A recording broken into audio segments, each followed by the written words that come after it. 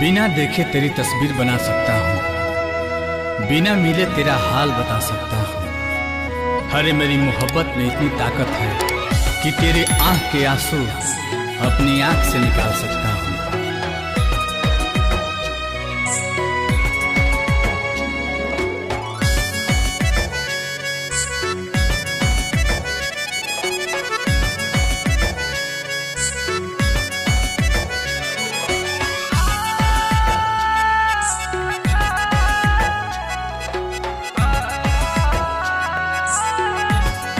बिछड़ के को पल तोहसे जियल नइखे गवारा हो।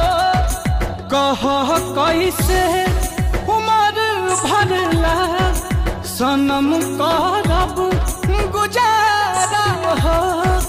रोता दिल बेचारा हो, होई प्यार न दोबारा हो, होई प्यार न दोबारा हो, होई प्यार न दोबारा हो, होई प्यार न दोबारा हो।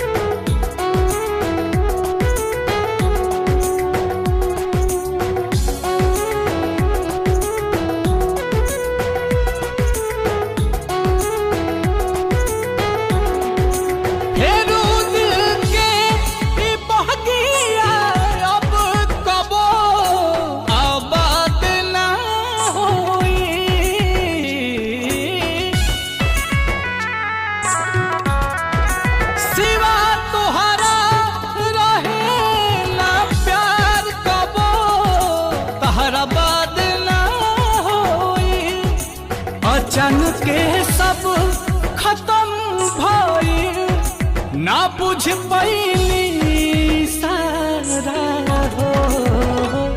होई प्यार न दोबारा हो, होई प्यार न दोबारा हो,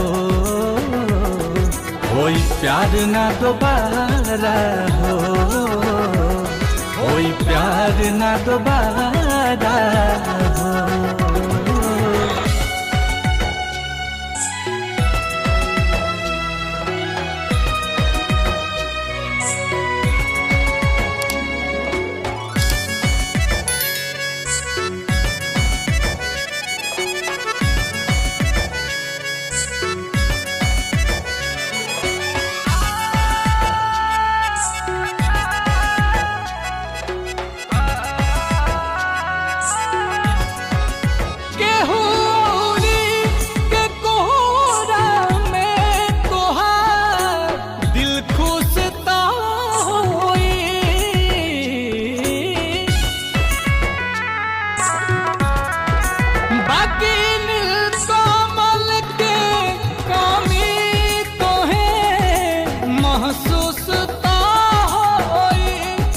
नजर के सामने आंसू के ना पैबू नजारा हो।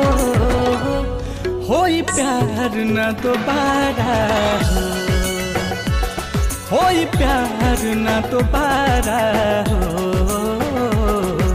होई प्यार न दोबारा हो, होई प्यार न दोबारा हो।